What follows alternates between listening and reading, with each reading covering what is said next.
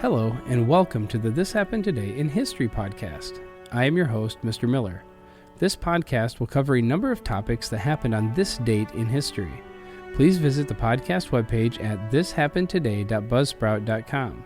There you can download the notes page, which will help you organize the information as well as develop your own ideas on how these events change the world around us. If you're interested in hearing more, please consider subscribing so you will not miss out on what happens tomorrow in history. Today is May 1st. On this day in 1931, President Herbert Hoover dedicated New York City's Empire State Building, pressing a button in the White House that turned on the building's lights for the very first time, 45 days ahead of its original projected opening date. Some 350 guests attended the opening ceremony and the following luncheon, including New York Governor Franklin Delano Roosevelt and former Governor Alfred E. Smith.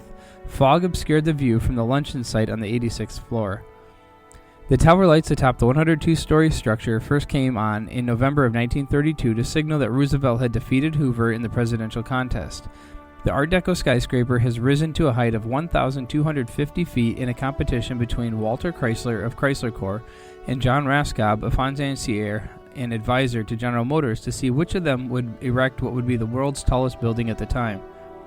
Chrysler had already begun work on the Chrysler Building, a 1,046-foot skyscraper in Midtown Manhattan. Raskob, chairman of the Democratic National Committee, assembled a group of investors, including Smith, whom Hoover had defeated in the 1928 presidential election. Raskob had managed Smith's campaign. The Empire State Building went up in just over a year. At times, the frame grew by 4.5 stories a week. It imbued the New Yorkers with a sense of pride that helped ease the pain of the Great Depression, during which many of the city's residents were unable to find work. The Depression's grip on New York's economy remained evident when a year later, 75% of the Empire State's Building office remained vacant. At its peak, the project involved more than 3,500 workers, including 3,439 on a single day, August 14th of 1930. Many of them were Irish and Italian immigrants. They also included a contingent of seemingly fearless Mohawk ironworkers from Kanawaki Reserve near Montreal, Canada. According to official accounts, 5 workers died during its construction, although New York Daily News reported 14 deaths. The building cost nearly $41 million, about $535 million in today's money, including the cost of demolishing the Waldorf Astoria Hotel, which had opened on the site in the 1890s. The project came in at $20 million under budget. In 1972, the building, by then long profitable, lost its standing as the world's tallest in the North Tower of the New York World Trade Center, which collapsed after a terrorist strike on September 11, 2001. The Empire State Building is now the 4th tallest skyscraper in the United States and the 40th tallest in the world. It remains the 3rd tallest building in New York City behind One World Trade Center, which was completed in 2013, and 432 Park Avenue, a residential structure completed in 2015. Currently, the world's tallest building is the Burj Khalifa skyscraper, which has 163 floors and soars 2,717 feet above Dubai in the United Arab Emirates. 1962 was the year of the discount department store. Although there are examples of discount houses that predated that year, especially in the Northeast, most of the biggest names opened their doors in 1962. 4 retailers from this class of 62 have made it to 2021. 3 are thriving, but 1, regarded as an industry icon, is barely open and has been fading away for decades. The S.S. Kresge Company, the country's 3rd largest variety store chain in 1962, decided to establish a discount store prototype. After studying the competition and learning what did and didn't work, Kresge developed a new division called KMART. It offered low prices, large parking lots, late hours, and most importantly, name-brand merchandise. The early promotional material guaranteed KMART shoppers satisfaction always, with a store that could be clean, well-maintained, and well-stocked. Kresge's thrifty credit plan, used for large purchases, was also heavily advertised.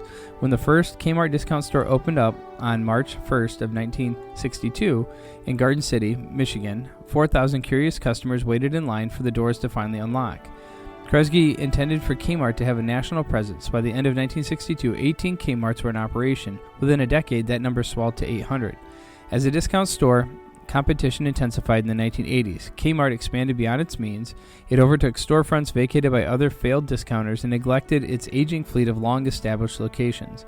In 1992, Kmart lost its discount store dominance. In an attempt to revive sales and profits, the company embarked on a modernization plan that included new layouts, brighter lighting, newer fixtures, spotless floors, and a partnership with Little Caesars Pizza. But it was too little too late. In January 2002, KMART, with 2,100 stores, filed for Chapter 11 bankruptcy protection. The retailer immediately closed about 10% of its stores and was acquired by the hedge fund king Eddie Lampert. Lampert also purchased Sears and merged it into Kmart, but Lampert allowed the company to languish. He failed to invest in technology and store modernizations and drained many of the company's assets. Kmart has continually closed stores over the past 2 decades, and only 21 currently remain in operation.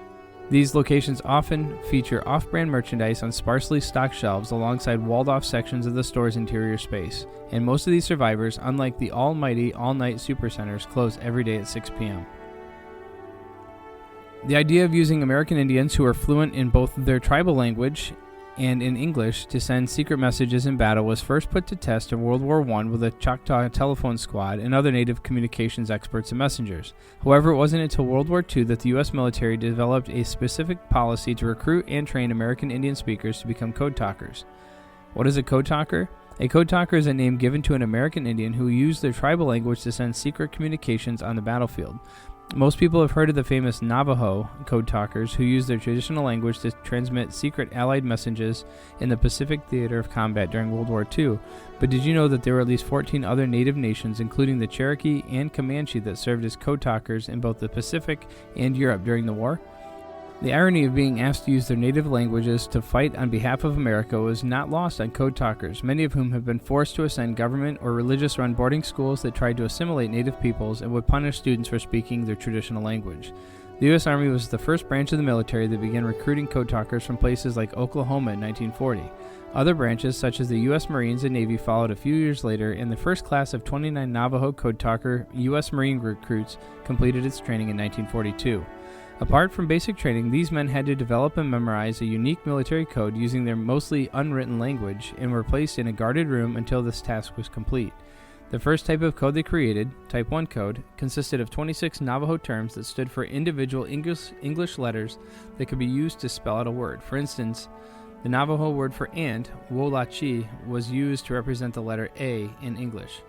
Type 2 code contained words that could be directly translated from English into Navajo, and the code talkers also developed a dictionary of 211 terms, later expanded to 411 for military words and names that didn't originally exist in the Navajo language.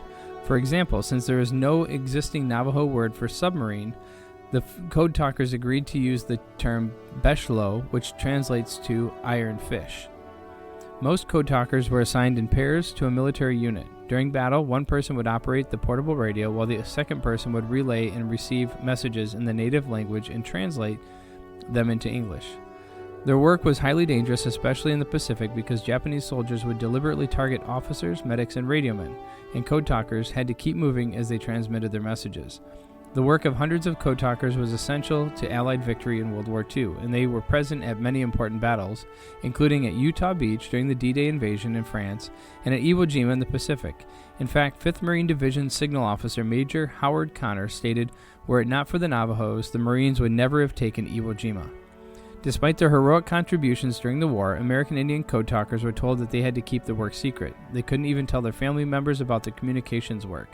Since the codes they developed remained unbroken, U.S. military wanted to keep the program classified in case the code talkers were needed in future wars.